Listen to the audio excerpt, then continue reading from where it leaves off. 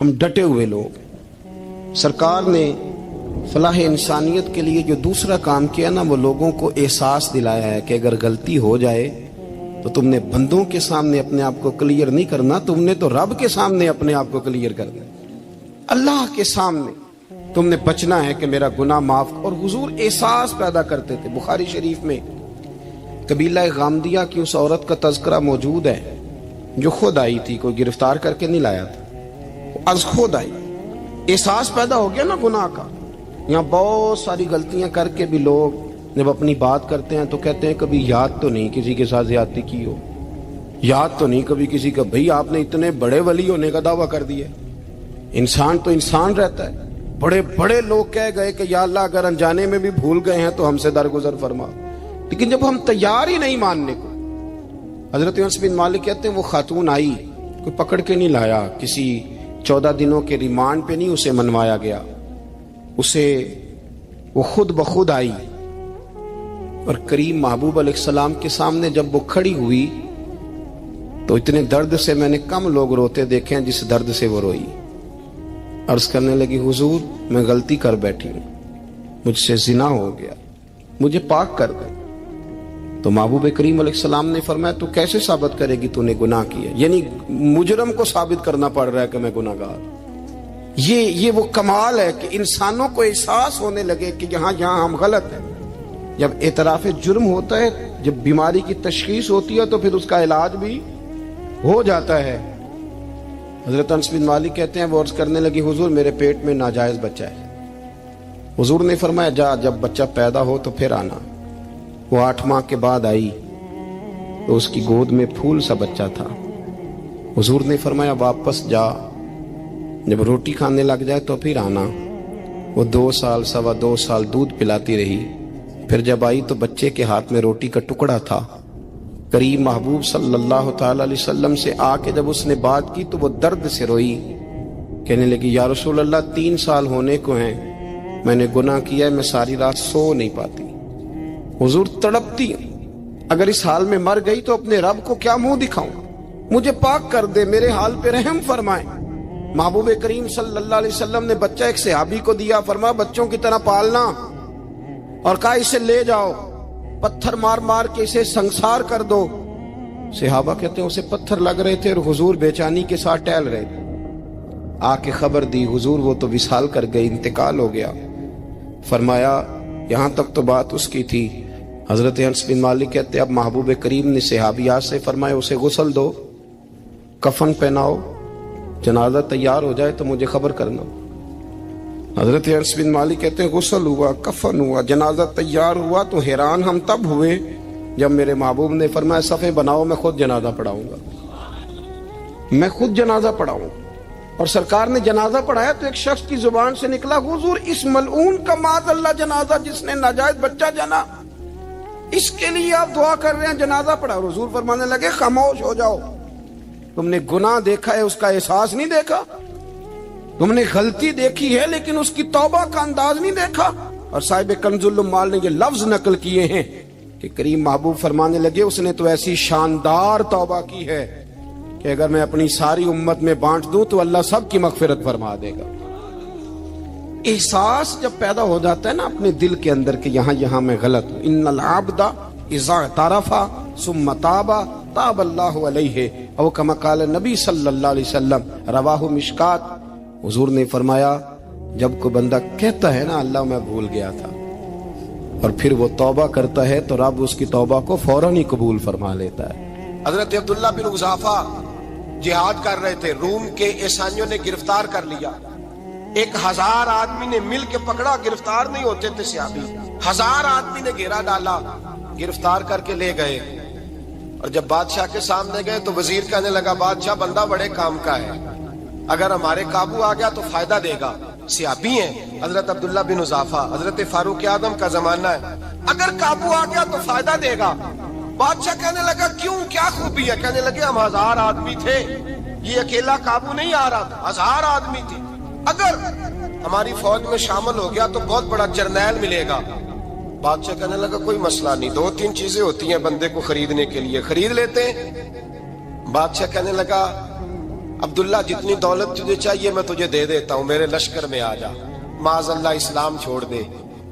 حضرت عبداللہ بن حذافہ کیا فرماتے ہیں؟ فرماتے ہیں بڑا تو بیوقوف ہے، میں نے دولت کمانی ہوتی تو مدینے میں بیٹھ کے تجارت کرتا، میں دولت کمانے نہیں نکلا، میں تو رسول اللہ کی رضا کمانے کے لیے نکلا ہوا ہوں۔ دولت کمانی ہوتی تو کسی مارکیٹ میں ہوتا، میدان میں آنا تھا۔ شہادت ہے مطلوب مقصود مومن، نہ مال غنیمت نہ کشور کشائی۔ یہ دولت تو لونڈی ہے رسول اللہ کے دروازے کی، یہ تو پیچھے پیچھے پھرتی ہے نبی پاک کے غلاموں۔ یہ کمانی ہوتی تو میں کسی مارکیٹ میں ہوتا، میدان میں تھوڑا ہوتا۔ عبداللہ بن حذافہ سے ایک دوسری چال چلی، کہنے لگے میاں عہدہ جو تجھے چاہیے، میں بادشاہ ہوں، میرے نیچے جو عہدہ تو کہے گا وہ تجھے مل جائے گا۔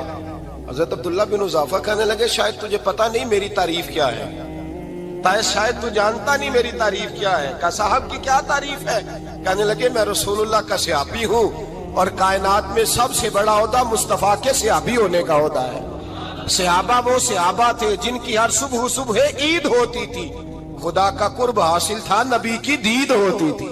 فرمایا میں نے حضور کے جلوے دیکھے ہوئے ہیں، مجھے عہدے کی ضرورت ہی نہیں، اور میں نے عہدہ لینا ہوتا تو میں سیاست کرتا، میں تو شہادت لینے نکلا ہوں میدان میں، عہدے کا میں نے کیا کرنا ہے۔ اب بادشاہ کہنے لگا اسے قتل کر دو۔ وزیر کہنے لگا نہیں، ایک بات اور ہے، مجھے ایک چال اور چلنے دو۔ کہا وہ کیا؟ کہنے لگے میری بیٹی بڑی خوبصورت ہے، مجھے موقع دو، اپنی ہی بیٹی کو سجا بنا کے، وہ جوان جس کی جوانی اتنی بڑی ہے کہ 1000 آدمی مقابلے میں کھڑا نہیں ہوتا، اس جوان کے کمرے میں رات کی تنہائی میں بنا سوار کے بی بی کو بھیجا۔ وہ بی بی کہتی ہے میں ساری رات بن سور کے اس صحابی کے کمرے میں بیٹھی رہی، لیکن یہ کیا شخص تھا، ساری رات ہی مسلح پہ بیٹھا رہا، ساری رات ہی، کچھ دیر تھک جاتا تو یہ کریم رسول پہ درود پڑھنا شروع کر دیتا۔ بی بی کہتی ہے سحری ہو گئی تو میں نے چھو کے دیکھا کہ انسان ہے کہ جن ہے، یہ بندہ ہے کہ فرشتہ ہے، چھو کے دیکھا۔ کہنے لگے پیچھے ہٹ جا۔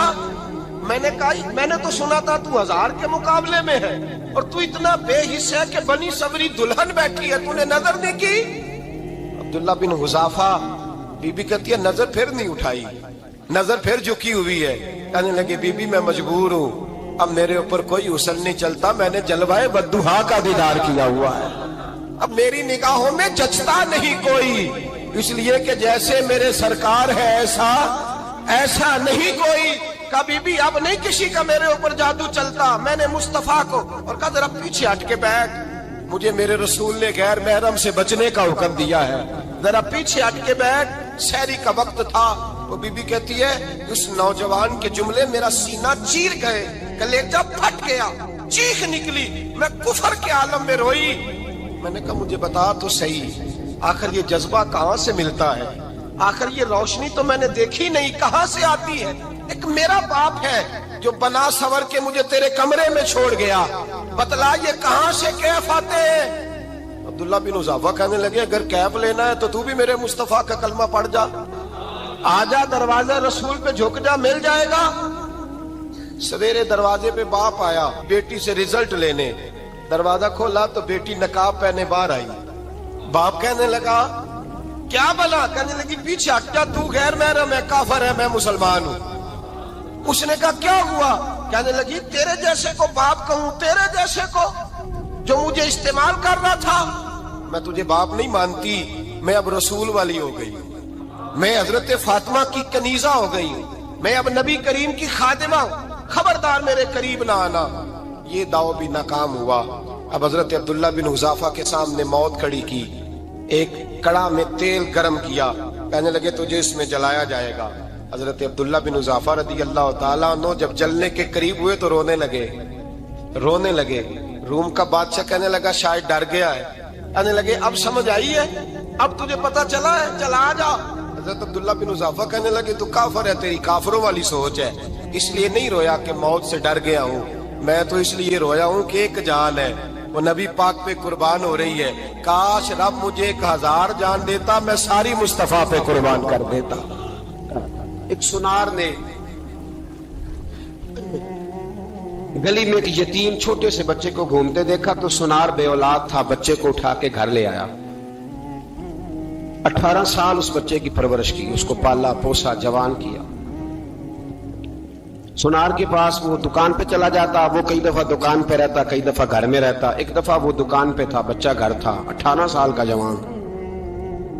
उसकी बीवी अकेली थी। वो जिसने मां बन के पाला था उसने उसी पे हमला कर दिया, उसका बाजू बुरी नीयत से थामा। बीवी चीखी, थोड़ी देर गुजरी तो वो नौजवान पैरों में बैठ गया, कहने लगा अम्मा पता नहीं मुझे क्या हुआ।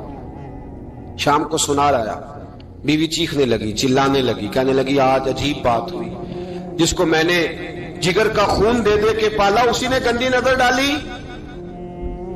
सुनार महवे हैरत है। बीवी का ख्याल था कि लाठ उठाएगा, डंडा उठाएगा, नौजवान को मारेगा, लेकिन वो रोने लग गया। उसने कहा आज उसने मेरा बाजू थामा है, जाने क्या किया है। परेशान होने लग गया, सजदे में गिर गया, कहा तू बताता क्यों नहीं। तो वो सुनार कहने लगा उसकी गलती नहीं, 18 साल के बाद आज मुझ पर भी शैतान सवार हुआ था। एक औरत आई थी, वो अपने बाजुओं में चूड़ियां पहनना चाहती थी, तो मैंने भी गंदी नजर से हाथ डाला था। रब करीम ने मुझे फौरन उसकी सजा दी। जिनके घरों में बेटियां होती हैं उनकी नजरें गंदी नहीं होती। जो बेटियों के बाप होते हैं, जो बहनों के भाई होते हैं, उनकी नजरें गंदी। और अगर तू टेलीफोन करता है, तू किसी औरत के साथ ताल्लुक रखता है, तो ये बात लिख ले, इमाम फखरुद्दीन राजी 1, अल्लामा इस्माइल हक्की 2, मुल्ला जलालुद्दीन रूमी 3, इमाम खाजन 4, इमाम जलालुद्दीन सयूती 5 हदीस के उस्ताद और मुहद्दिस लिखते हैं कि अगर तू किसी पर गंदी नजर डालेगा तो तेरा घर बच सकता, याद रख नहीं बचेगा। इसलिए कि तेरी नजर किसी की बेटी को बेटी समझ, ताकि तेरी बच्ची का पर्दा कायम रहे। किसी की बहन को, ये क्या बात हुई कि तू जितना मर्जी गंद मुआशरे में फैलाता रहे तेरा घर बचा रहे, ये कैसे हो सकता है। फाइना लहू मईशतन दंका, अल्लाह फरमाते हैं जिंदगी तंग हो जाएगी तेरे लिए मुश्किल, तू ढूंढता फिरेगा कि मैं मरने को जगह तलाश करूं। सच्ची तौबा करे, खरी तौबा करे। ये गुनाह इंसान को मजबूर कर देते हैं। हजरत अब्दुल्ला बिन मुबारक रहमतुल्लाह ताला अलैह, उनके सैकड़ों शागिर्द थे। एक शागिर्द के इंतकाल का वक्त आया तो घर गए मिलने। आप कहते हैं मैंने जोर लगा लिया पर उसकी जुबान पर कलमा जारी नहीं हुआ। मैं उसे कहता कलमा पढ़, पर उसकी जुबान पर जारी। अल्लाह अकबर, बहुत बड़ी नेमत है। दुआ फरमाए अल्लाह ईमान की मौत अता फरमाए, ईमान की मौत दे अल्लाह करीम, ईमान की मौत दे। ऐसे भी लोग देखे हैं, मस्जिद नबवी है, रसूलुल्लाह का शहर है, सर सजदे में है, रूह परवाज कर गई। रूह पर कितना नसीबों वाला है, कितना नसीबों वाला है कि मस्जिद नबी में सर सजदे में रखा है और अल्लाह तबारक व तआला ने महबूब के कदमों में मौत अता फरमाई। तो हज़रत अब्दुल्ला बिन मुबारक कहते हैं मैंने उसको कहा कलमा पढ़, तो उसकी जुबान पे जारी नहीं होता। मैं बार बार कहता तो वो मिन्नत करता, कहता हुजूर मैं कोशिश करता हूं जारी नहीं होता। फरमाते मैं परेशान होके उठा, अभी मैं दरवाजे पे पहुंचा था, उसने चीख मारी और रूह परवाज कर गई। बच्चे रोने लगे, बीवी रोने लगी। तो मैंने उसकी बीवी से कहा कि जुर्म क्या करता था, इतना बड़ा पापी पे कलमा जारी नहीं हुआ। उसकी जोजा कहने लगी हजरत जी 2 गुनाह थे इसके। एक तो ये शराब का आदी था, रोकती थी बाज नहीं आता था, और दूसरी बात यह कि ये अपनी अम्मा का नाफरमान था।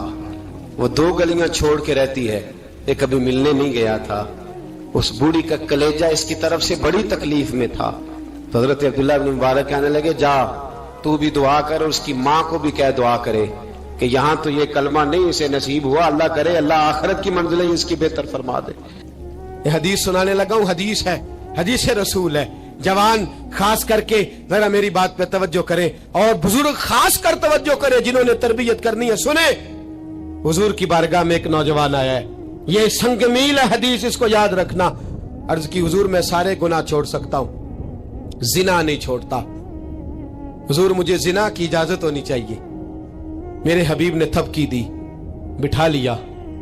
मैं कहता हूं हुजूर ने गुनाहगारों को मुआशरे से काटा नहीं, उनकी तरबियत फरमाई है, उनकी तरबियत फरमाई है, उनको करीब फरमाया। मेरे हबीब करीम सल्लल्लाहु अलैहि वसल्लम ने फरमाया इधर आ बैठ जा, बैठ गए।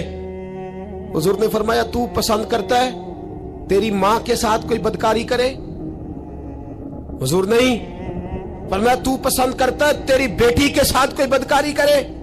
या रसूलल्लाह मैं आंखें निकाल दूंगा। हुजूर ने फरमाया तू पसंद करता है तेरी बहन के साथ? हुजूर मैं काट डालूंगा वो हाथ जो मेरी बहन की तरफ उठेंगे। फरमाया तू पसंद करता है कि तेरी खाला फुफी ममानी की तरफ कोई ऐसी हरकत करे? हुजूर मैं काट के रख दूंगा उन लोगों को जो बात भी करेंगे। मेरे हबीब ने फरमाया अच्छा, जिसके साथ तू बदकारी की इजाजत मांग रहा है वो किसी की मां नहीं लगती, वो किसी की बहन नहीं लगती, वो किसी की बेटी नहीं होगी? याद रखे मुल्ला जलालुद्दीन रूमी 1, इमाम गजाली 2, आला हजरत फाजले बरेलवी 3, बुजुर्ग मुतफिका तौर पर लिखते हैं, फरमाते हैं जो गंद के साथ दूसरे घर में ताड़ता है वो अपने घर की खैर मना ले, जो गंदी नजर दूसरों पर रखता है वो अपने घर की खैर मना ले। इसलिए कि जो जुर्म वो किसी के खाते में डालेगा वो सजा बन के उसके घर की तरफ लौटा दिया जाएगा, जो बदकारी वो किसी के खाते में डालेगा वो सजा बन के अल्लाह उसके घर की तरफ लौटा देगा। अगर अपने घर को पाक रखना चाहते हो तो दूसरों की तरफ पाक नजर रखनी शुरू कर दो।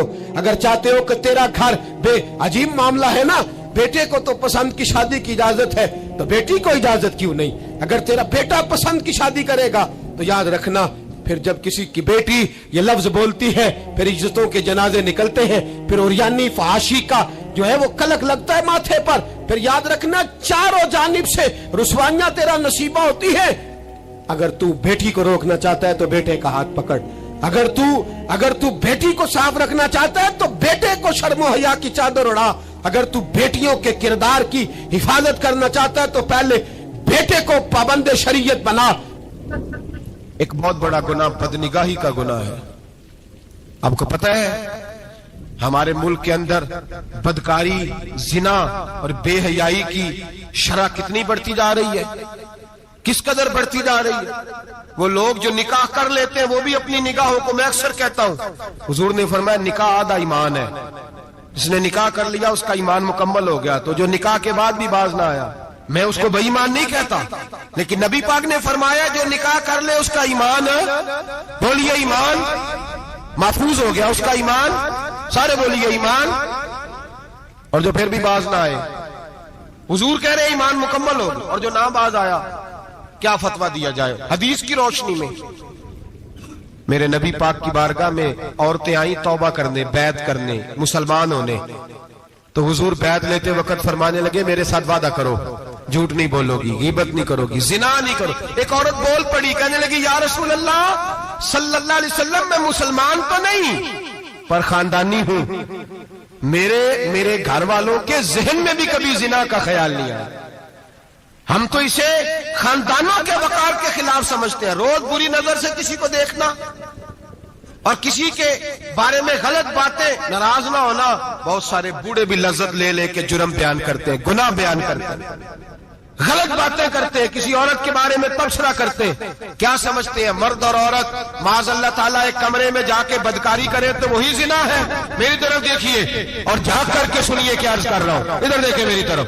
नबी पाक सल्लल्लाहु अलैहि वसल्लम ने फरमाया जिना जुबान का भी होता है, जिना कान का भी होता है, जिना आंख का भी होता है। हुजूर किस तरह? फरमाया जिसने गंद देखा उसने आंख का जिना किया, जिसने लज्जत लेके सुना, चुप नहीं कराया, पूरी बात सुनी, वो भी जानी है। और जिसने गंदी बात बोली वो मुंह का जानी है, जिसने गंद सोचा वो दिमाग का जानी है। और जानी को सबसे पहली सजा अल्लाह ये देता है कि सजदे की लज्जत छीन लेता है, इबादत का सुरूर छीन लेता है, उसका नमाज में दिल नहीं लगता।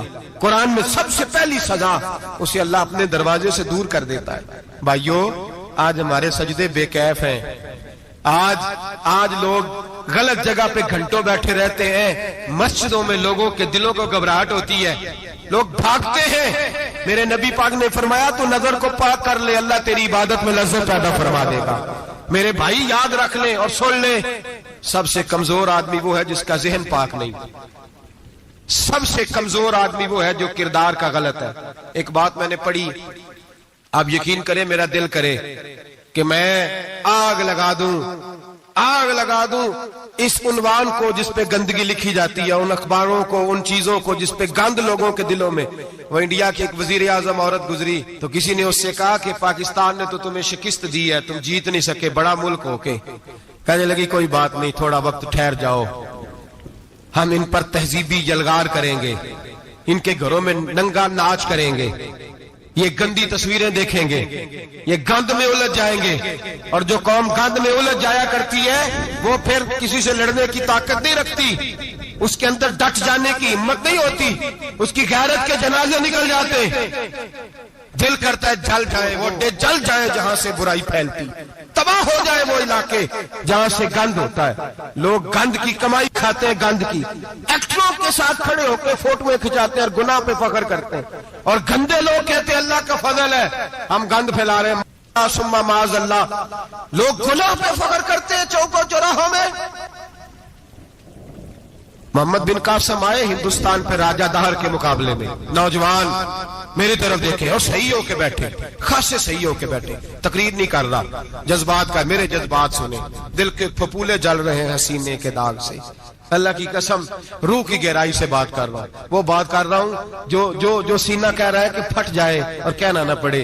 कुरान और हदीस पढ़ते हैं और फिर अपना हाल देखते हैं तो लगता यह है कि अजाब करीब आ गया है, लगता है जमीन फटने वाली है, आसमान गिरने वाला, लगता है करीब आ गया है सारा कुछ। समझे क्या अर्ज कर, ये बात अगर आप समझ गए तो कीमत वसूल हो गई। इसको समझ गए तो समझ ले आपके मिजाज के अंदर अल्लाह ने तब्दीली पैदा कर दी। मोहम्मद बिन कासिम 18 साल का जवान, एक औरत की इज्जत पर राजा दहर हिंदू ने हमला किया, मोहम्मद बिन कासिम बचाने आए।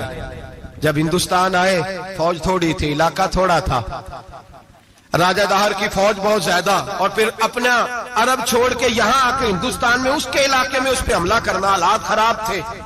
मोहम्मद बिन कासिम परेशान है। एक बुजुर्ग ने देखा, कहने लगे परेशान क्यों हो? कहने लगा सोचता हूँ इलाका भी उसका, फौज भी उसकी, मेरे फौजियों को तो रस्तों का भी नहीं पता, कैसे जंग करेंगे, किधर से आएंगे, और फिर हमें जुबान भी नहीं आती, कैसे काम होगा, डर रहा हूँ। 2-4 दिन गुजरे तो मोहम्मद बिन कासिम अशाश बशाश हो गए। और बुजुर्ग कहने लगे खैर है, बड़े मुतमईन हो गए हो? कहने लगे बस राजा दहर हमसे मुकाबला नहीं कर सकता, राजा दहर हमारे मुकाबले में खड़ा नहीं हो सकता, वो गिरा के गिरा, वो लड़खड़ाया के लड़खड़ाया, रेजा रेजा हो जाएगा। आपको कैसे खुशखबरी मिल गई?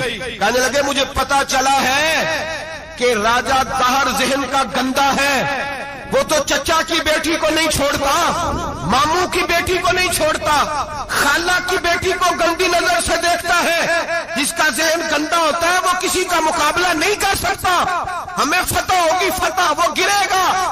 वो बुजुर्ग कहते हैं मैं समझ गया कि वाकई से फतह होगी। आज कश्मीर क्यों आजाद नहीं हो रहा, फलस्तीन में आग क्यों लगी हुई है? मुसलमान जब तक जहन का गंदा है, कमजोर है, जब तक जहन का नापाक है, कमजोर है।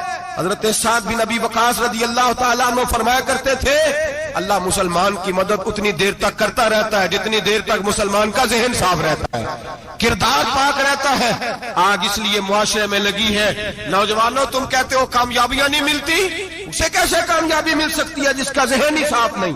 वो कैसे दुनिया की बाजी जीत सकता है जिसकी निगाह ही पाक नहीं? वो कैसे आगे बढ़ सकता है जिसके किरदार में पाकीज़गी नहीं? अपने आप को पाक कर लो, अल्लाह हर मुश्किल में तुम्हारी मदद फरमाएगा, हर रास्ते में तुम्हारी मदद फरमाएगा। और मैंने कहा जब आदमी नापाक होता है तो रब करीम उससे इबादत की लज्जत छीन लेता है, और अल्लाह की सबसे बड़ी सजा यह है कि किसी को सजदा न लंबा करना दे। रब करीम सबसे ज्यादा उससे नाराज है जिसको कुरान पाक के खोलने की तौफीक ना हो। सबसे ज्यादा रब करीम उस शख्स से नाराज है जो अल्लाह की बारगाह में झुकने की लज्जत छोड़ जाए। मेरे नबी पाक सैयद आलम अलैहिस्सलाम के सहाबा लंबी इबादतें करते थे, लंबी। किसी ने कहा था रूम के बादशाह थे कि ये मुसलमान फातेह क्यों हो जाते हैं? तो उसने कहा मैंने मौला अली के जमाने में जासूसी कराई थी, पता किया था कि हर मैदान में कामयाब क्यों होते हैं। तो कहते मैंने देखा ये दिन के मुजाहिद होते हैं पर रात के आबिद होते हैं। अब आगे बढ़ते हैं। कुरान मजीद ने सूरह नूर की आयत नंबर 30 में कहा कि कुल लिल मुमिनीन यगुद्दु मिन अबसारिहिम, फरमाया कि ए महबूब अलैहिस्सलाम मोमिन मर्दों से कह दो कि अपनी नजरें झुका के रखें। اپنی نظریں. اور اگلی آیت میں فرمایا وَقُلْ لِلْمُؤْمِنَاتِ يَغْضُضْنَ مِنْ أَبْصَارِهِنَّ. فرمایا کہ اے محبوب مومن عورتوں سے بھی کہہ دو کہ اپنی نظریں جھکا. مرد بھی اپنی نظر جھکا کے رکھے گا عورت کی طرف، لیکن یہ ساری پابندی صرف مرد پر نہیں، عورت بھی غیر محرم کا چہرہ نہیں دیکھے گی، اس پر بھی اسی طرح نظر جھکانے کا حکم ہے جس طرح کہ وہ ہر دکاندار کو بھائی جان کہہ کے گفتگو کرنے کی اس کو بھی اجازت نہیں ہے کہ وہ سمجھے کہ پابندی تو مرد نے کرنی تھی، میں نے تھوڑی کرنی تھی. وہ جس کے پاس جائے، جہاں بھی جائے، ڈاکٹر کے پاس جائے، باہر جائے، تو وہ جس طرح مرضی اس کا دل چاہے وہ بات چیت کرے. اس کی عورت کو بھی اجازت اسلام نہیں دیتا. بنیادی طور پہ اسلام شرم و حیا کا دین ہے، حیا کی بات کرتا ہے. حیا کی جب ہم تعریف کرتے ہیں تو حیا کی تعریف یہ ہے کہ کوئی کبھی چیز دیکھ کے نا تو آپ کی طبیعت میں کراہت محسوس ہو، آپ کوئی غلط جملہ منہ سے نکالتے ہوئے ذرا جھجکیں، آپ کوئی غلط بات کرتے ہوئے تھوڑا بوجھ محسوس کریں. ہمارے ہاں تیزی سے فروغ پایا ہے بے حیائی نے. سنگیوں کی محفلیں، یاروں کی محفلیں، اس میں غلیظ گفتگو ہوتی ہے الا ماشاء. جن دوستوں کو بڑی پاک صاف گفتگو کرنی چاہیے. دوستی کا رشتہ بڑا مقدس رشتہ ہے. جو یہاں ایک دوسرے سے پیار کریں گے جنت میں بھی اکٹھے داخل کیے جائیں گے. شرط یہ ہے کہ پیار اللہ رسول کی رضا کے لیے ہو، لیکن اس کے اندر اگر آپ کی گفتگو کچی ہو، کمزور ہو، فحاشی والی ہو، عریانی والی ہو. وہ ہمارے ہاں تو اب اس کو لوگ فیشن سمجھتے ہیں، اس کو مردانگی کی علامت سمجھتے ہیں کہ وہ جی ساری باتیں جی وہاں ہو گئی اور جس کا جو جی چاہا اس نے کہا. آپ جب حیا کے دائرے میں ہوتے ہیں تو آپ خود بھی سکون محسوس کرتے ہیں. دیکھیں نا، آپ کو نیند سکون سے کہاں آتی ہے؟ جہاں کمرہ بند ہو، چاروں جانب دیوار ہے، اوپر چھت ہے، خالی دروازہ بھی کھلا ہوا ہونا تو جب بندہ سکون لینا چاہتا ہے تو کہتا ہے یار ذرا دروازہ ذرا بند کر دو. وہ اچھی طرح اپنے آپ کو چھپا لیتا ہے نا حیا کے پردے میں، تو اللہ اسے سکون عطا کرتا ہے. اور جو اس سے بھی زیادہ ٹھنڈی نیند میں جانا چاہتا ہے وہ کہتا ہے لائٹ بھی بند کر دو. اب وہ مکمل طور پہ سمجھتا ہے کہ میں چاروں جانب سے چھپ گیا ہوں، اگر میں کھل کے بھی سو جاؤں گا تو میرا چونکہ پردہ قائم ہے تو مجھے کوئی دشواری نہیں ہو. آپ جب چھپ جاتے ہیں، جب آپ حیا کے اندر سمٹ جاتے ہیں، جب آپ چادر کے اندر آ جاتے ہیں تو آپ بہت ساری جگہوں پہ آسانی محسوس کرتے ہیں. تو حیا تو آپ کو سکون دیتی ہے، حیا تو دل کو راحت دیتی ہے. میں بڑی ذمہ داری سے بات عرض کرتا ہوں، قرآن مجید نے نا ایک مقام پہ مذاق کو، ایک مزاح ہوتا ہے خوش طبی، وہ نہیں مذاق اڑانا. قرآن پاک نے نا مذاق کو ایک جگہ پہ جاہلوں کا طریقہ بھی قرار دیا. بنی اسرائیل کے لوگوں سے حضرت موسیٰ نے کہا کہ گائے ذبح کرو اور ایک ٹکڑا مقتول کو مارو، زندہ ہو کے خود بتا دے گا مجھے کس بندے نے قتل کیا. تو کہنے لگے آپ ہمارے ساتھ مذاق کر رہے ہیں. تو قرآن مجید کہتا ہے کہ حضرت سیدنا موسیٰ علیہ السلام فرمانے لگے اعوذ باللہ ان اکون من الجاہلین. فرمانے لگے میں اللہ کی پناہ مانگتا ہوں کہ میں جاہلوں میں سے ہو جاؤں. یہ مذاق کرنا تو جاہلوں کا طریقہ ہے. اگر آپ کی زبان سے بے حیائی کا جملہ نکل گیا، اگر آپ کی زبان سے بے حیائی کا جملہ نکل گیا، آپ نے کہہ دیا کہ ہم آزاد لوگ ہیں، جو مرضی کریں گے، جو مرضی کہیں گے، جو ہمارا دل میں آئے گا کریں گے، تو پھر تو لوگ آپ کا وہ حشر کریں گے کہ آپ سے برداشت ہی نہیں ہوگا. جس کا لوگ مذاق بنا لیتے ہیں اور جو مذاق بن جاتا ہے پھر اسے کچھ جینے دیتا ہے. آپ حیا کی چادر میں چھپیں گے تو بچیں گے. اگر آپ نے اپنا مذاق بنوا لیا یہ کہہ کے کہ میں نے مرضی کرنی ہے، پھر یاد رکھنا چھپنے کو جگہ نہیں ملے گی، پھر تکلیف میں آ جائیں گے، پھر بہت بڑی اذیت کا شکار ہو جائیں. شرم و حیا، عرب کے اندر جو کنواری لڑکیاں تھیں ان میں بڑی حیا ہوتی. الحمدللہ میں بڑے فخر سے کہتا ہوں کہ میرے پنجاب کی، میرے پاکستان کی بیٹیاں بھی 20 دفعہ ان کا ابا کہے تیری شادی کرنی ہے تو وہ آنکھ نہیں اٹھا پاتی آج بھی. یہ تو وہ چند لوگ ہیں جو کہتے ہیں ہم ہائی کلاس ہو گئے، ہمیں نہیں پتا کہ وہ روشن خیال ہو گئے ہیں کہ روغن خیال ہو گئے، پتہ نہیں کدھر چلے گئے. ورنہ ہماری بیٹیاں آج بھی جب ان سے ان کا باپ، ان کی ماں بات کرتی ہے تیری شادی کی تو وہ تو شرم کے ساتھ پچھلے سے پچھلے کمرے میں چھپتی ہیں. یہ اللہ نے فضل کیا ہوا ہے اس ملت پر. تو عرب کی لڑکی بڑی حیا والی ہوتی تھی، اس سے کوئی بات کرنی پڑتی تھی تو 20 دفعہ بات کی جاتی. फिर भी वो औरत छुपती फिरती थी। हजरत आयशा सिद्दीका रदी अल्लाह ताला अन्हा फरमाने लगी, मेरे नबी पाक सल्लल्लाहु अलैहि वसल्लम अरब की कवारी लड़कियों से भी ज्यादा हया करने वाले थे। कादी एजाज मालकी ने, शेख अब्दुल हक मुहद्दिस देलवी ने, दीगर बुजुर्ग जो सीरत निगार गुजरे, उन्होंने लिखा है कि नबी पाक सल्लल्लाहु अलैहि वसल्लम के अंदर 100 मर्दों से ज्यादा ताकत थी। 100 मर्दों से ज्यादा ताकत। अब जो बात कहने लगा हूं, जो नतीजा देने लगा हूं, उस पर खास तवज्जो आप फरमाएंगे। जरा फिक्री तौर पर, नजरियाती तौर पर एक चीज को समझिए। हम समझते हैं कि जवान लड़का है जी, जो मर्जी करे, उम्र है जी। आप जरा बात पर गौर कीजिएगा कि हुजूर सल्लल्लाहु अलैहि वसल्लम में ताकत 100 मर्दों से ज्यादा है और हया कवारी लड़कियों से भी ज्यादा है। जरा इस बात का तकाबुली जायजा कीजिएगा कि ताकत 100 मर्द से ज्यादा है, लेकिन हया कवारी लड़की से भी ज्यादा है। इसका माना इसका माना ये हुआ कि जिस टहनी को फल ज्यादा लग जाते हैं वो झुका करती। तो हया तो हुस्न है, हया तो आपको पाक साफ करेगा, हया तो आपको निराला करेगा, अनोखा करेगा।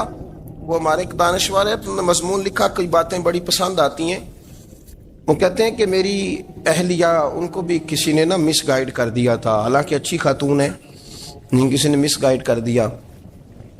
वो भी समाजी और वेलफेयर, और ये खवातीन को शौक होता ना बनने का, तो वो भी समाज के अंदर अच्छा मकाम तलाश करने के मूड में आ गई। तो कहीं एक दिन जाना था तो बड़ी बन सवर के मेरे साथ वो गाड़ी में बैठ गई। तो मैं गाड़ी में, औरतों को ये भी मसला होता है ना कि हमारी तारीफ करो, तो कई दफा बाद मर्दों बेचारों को झूठ बोलना पड़ता है, वो जबरदस्ती कराती है ना जी। तो उसमें गुंजाइश भी दी है शरीयत ने गुंजाइश दी है कि कभी बीवी को राजी करने के लिए खिलाफ वाक़या बात करनी पड़े तो कर लेनी चाहिए। तो वो कराती भी हैं। 3 मौके पर खिलाफ वाक़या बात करने की इजाजत है। वाक़े के खिलाफ भी आप बात कर सकते हैं, जंग के मौके पर 2 लोगों को सुलह कराने के लिए और बीवी को राजी करने के लिए कर लें कोई ऐसी बात, बेशक अपनी तबीयत पे जबर करके कर ले, गुंजाइश है, इजाजत है। वो कहते हैं जब वो गाड़ी में मेरे साथ बैठी बन सवर के, वो तकाजा करने लगी कि मैंने मतलब बड़े अच्छे कपड़े पहने हैं पर आपने तवज्जो नहीं कराई। वो सियाना बंदा था, वो चाह रहा था कि मेरी खातून समझ जाए। वो कहते हैं मुझे पता था कि बेचारी मिस गाइड हो गई है, दिल की बड़ी अच्छी है, सियानी है, लेकिन इसको ना कुछ खवातीन ने, कुछ लोगों ने मिल के इसको ज़हन गलत कर दिया है कि समाज में निकलो, बाहर जाओ, काम करो, फलां करो, अपनी मर्जी से जियो। तो मेरे साथ गाड़ी में बैठी कहीं जाने के लिए, तो मुझसे कहने लगी कि आपने मेरी तरफ तवज्जो ही नहीं की, आपने कोई जिक्र ही नहीं किया कि मैं कैसी लग रही हूँ। तो कहते हैं मैंने उसे कहा कि अगर तू नाराज ना हो तो फिर मैं सही वाली तारीफ कर दूं। तो उसने कहा कि आप कर दें। तो कहते हैं मैंने दर्द से और खुलूस से अपनी बीवी से कहा, खुलूस के साथ मैंने कहा मैं तो रोज घर होता हूँ, रोज शाम को घर होता हूँ, अगर तू मेरे लिए तैयार होती तो मैं तेरी तारीफ करता, लेकिन आज तो तू बाहर जाने के लिए तैयार हुई, तो फिर उनसे तारीफ की उम्मीद रख जिनके लिए तूने तैयारी की है। मेरे लिए तैयारी करती तो मैं तो हर शाम तेरे पास होता हूँ। कहते हो मेरे लफ्जों में दर्द था तो वो भी रो पड़ी। तो कहने लगी आप गाड़ी रोक दें, मुझे बाहर जाके किसी को राजी नहीं करना, मैंने उसे राजी करना है जिसको रब करीम ने मेरा शौहर बनाया और मेरे लिए मुंतखब किया है मेरे माँ बाप को। मैं वापस लौटती हूँ। ये एक पहलू है सुलगता हुआ, इसको समझा जाए। रसूल करीम सल्लल्लाहु अलैहि वसल्लम अरब की कवारी लड़कियों से ज्यादा हया वाले थे, कवारी लड़कियों से ज्यादा हुजूर हया फरमाया करते थे। जब खाना काबा की मक्का शरीफ में तामीर हो रही थी ना, अहले अरब उसको तामीर कर रहे थे, तो नबी पाक सल्लल्लाहु अलैहि वसल्लम अपने चचा हजरत अब्बास के साथ खाना काबा की तारीफ में मसरूफ थे। तो अरब के लोग चूंकि लंबा कुर्ता पहनते थे पैरों तक, तो नीचे अगर किसी वक्त कुछ चीज नहीं भी होती थी तो किसी को वो नजर नहीं आती थी, क्योंकि पर्दा रहता था, लंबा कुर्ता पहना हुआ होता था। तो जब बच्चे, सरकार की उम्र मुबारक भी अभी थोड़ी थी, तो इस तरह बच्चे जब निकलते तो वो कई दफा अपनी तहमद उतार देते नीचे से, और कोई मजदूरी करने लगते तो 3-4 तय करके ना तामद की कंधे पे रख लेते, जिस तरह कभी देहातों में लोग कपड़ा सर पे रखते थे कि ऊपर अगर कोई वजनी चीज रखेंगे तो वो तकलीफ नहीं देगी। نبی پاک صلی اللہ علیہ وسلم بھی سب لوگوں کے ساتھ خانہ کعبہ کی تعمیر میں شامل تھے.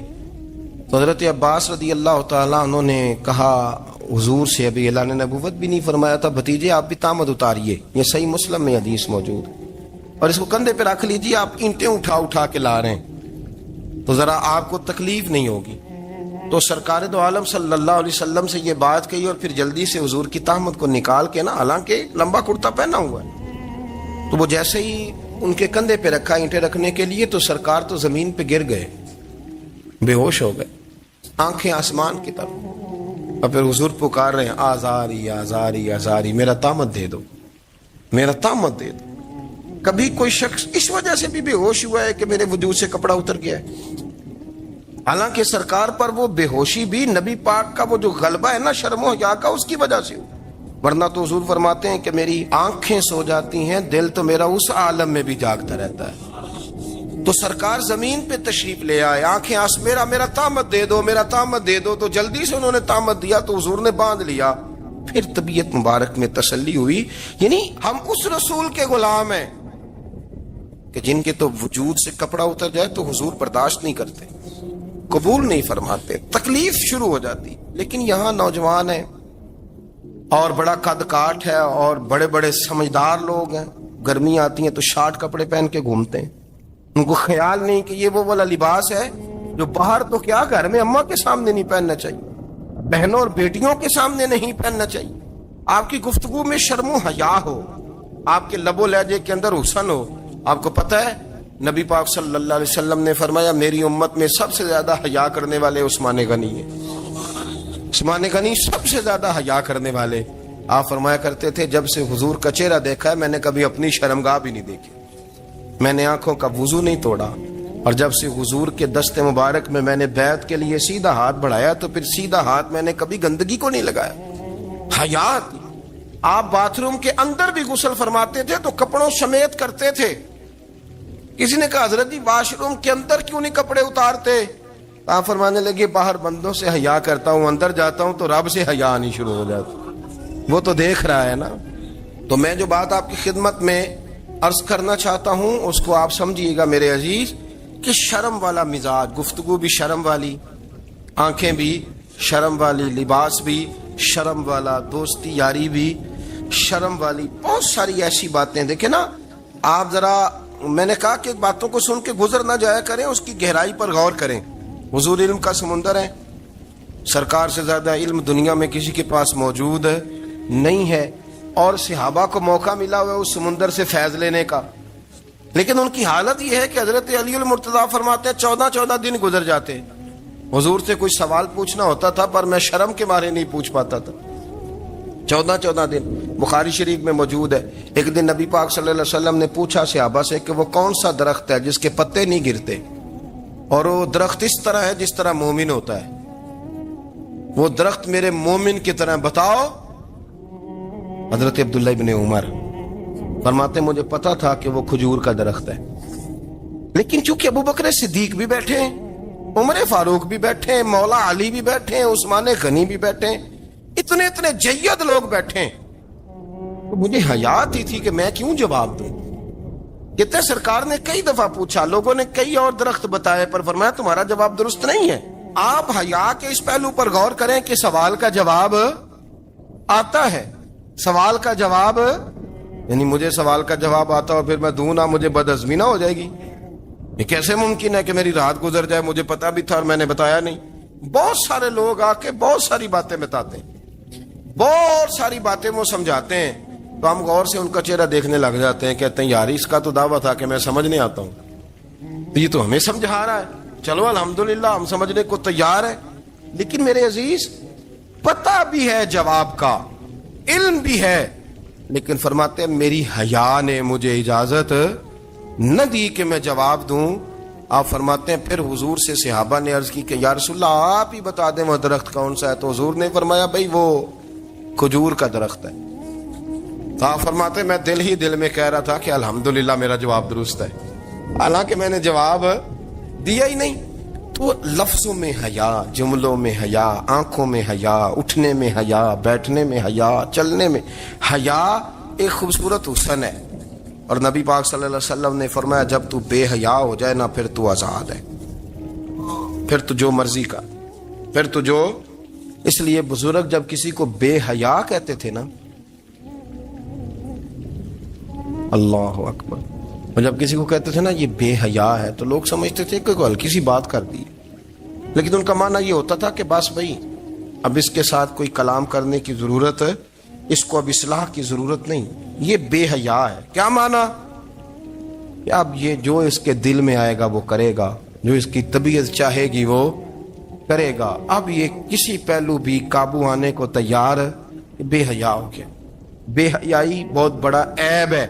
اور جو لوگ کہتے ہیں کہ ہمیں بالکل آزادی ہونی چاہیے، ہمارا اپنا جسم ہے تو ہماری اپنی مرضی چلے گی. ایک وزیر صاحب ہیں، پتہ نہیں میں ان کو جانتا تو نہیں، انہوں نے سینٹ میں تقریر کی ہے، میں نے ان کی بات سنی ہے. اس نے کہا نہیں بھائی، جسم رب کا ہے تو مرضی بھی تو رب کریم کی چلے گی، اور مرضی بھی اللہ کی. یہ مجھے تھوڑا سا مسئلہ ہے جسم پر، کبھی کبھی مجھے کثرت سفر سے الرجی ہو جاتی ہے. میرے ساتھ لوگ نا دل سے پیار کرتے ہیں، شاید ہی کوئی اچھا ڈاکٹر ہو جس تک میرے سنگی مجھے لے کے نہ گئے ہوں، پر جسم اللہ کا ہے نا، مرضی بھی جب چاہے گا صحت دے گا. کیوں کچے کاموں میں لوگ پڑ گئے، کیوں غلط لوگ سوچ میں پڑ جاتے ہیں؟ یہ اسی کا ہے. اور جب وہ چاہے گا، آپ اس بات کو اچھے طریقے سے سمجھ لیں کہ جو اپنی مرضی چوکوں چوراہوں میں کر رہے ہوتے ہیں نا، جو مرضی گاندمند، وہ جانور ہوتے ہیں، وہ جانور ہوتے ہیں جو نہ چونک دیکھتے ہیں، نہ گلی دیکھتے ہیں، نہ انہیں پتہ ہوتا ہے کہ جگہ کون سی ہے. وہ انسان، میں نے کہہ دیا جو میں نے کہنا تھا، میں نے کہہ دیا، وہ جانور ہوتے. اور جو کچھ انسان ہوتے ہیں نا، ان کے اندر کچھ نہ کچھ پھر شرم حیا بھی ہوتی ہے. وہ چوکوں چوراہوں میں وہ حرکتیں اور وہ کام نہیں کرتے جو جانور کرتے ہیں. ان کے لیے بڑے پردے ہوتے ہیں، ان کے لیے بڑی باتیں ہوتی ہے، ان کے لیے بڑا کچھ ہوتا ہے. جو بالکل آزاد ہو جائے، کوئی پتہ نہ ہو کس وقت کیا کہنا ہے کیا کرنا ہے، تو پھر وہ دائرہ انسانیت سے خارج ہو جاتا ہے. ہم آپ کو کیا دعوت دیں؟ آپ تو وہ باتیں کر رہے ہیں جو اسلام کا انسانیت کے حق میں بھی ٹھیک نہیں. آپ تو وہ والی باتیں کر رہے ہیں، ان کا انسانیت بھی تقاضا نہیں کرتی کہ یہ باتیں ہونی چاہیے. لیکن ایک بات، میں تو جذباتی نہیں ہوتا، میں بڑے غور سے چیزوں کو دیکھتا ہوں، سنتا ہوں. اور نہ میں ان موسمی مینڈکوں کی، وہ مجھے عاطق صاحب کہنے لگے جی بڑے بڑے مولوی ایک بندے کے ساتھ بیٹھے ہوئے ہوتے تھے اور وہ روزے میں بڑے بڑے درس دیتا تھا تو وہ بھی فلانی حرکتیں کر رہا ہے. تو میں نے کہا ہم نے تو پرانا کہا تھا کہ موسمی مینڈک ہے، تو پرانے کہہ رہے ہیں کہ اداکار ہے، تو وہ جہاں کاسٹ کریں گے وہاں وہ اداکاری کرے گا. آپ کسی مذہبی جگہ کر لیں تو وہاں کر لے گا، کہیں اور جگہ کریں گے تو ہم تو پرانا کہہ رہے ہیں. تو کسی کو کبھی سمجھ آتی ہے تو کسی کو کبھی اور جگہ جا کے سمجھ آتی ہے. ہم ان لوگوں سے پریشان نہیں ہوتے. کیوں؟ سن لے، کوئی مایوسی نہیں. ان کے اندر جتنا زور ہے وہ لگائیں. یہ ملک بنا ہے رسول اللہ کے نام پہ، یہ اللہ نے تحفہ دیا ہے امت مسلمہ کو. یہ نبی پاک کے نام پہ بنا ہے تو یہاں جھنڈا بھی وہی والا بلند ہونا ہے جو مدینے والے رسول کا جھنڈا ہے، اور یہاں وہی کام چلے گا جو نبی پاک نے بیان فرمایا.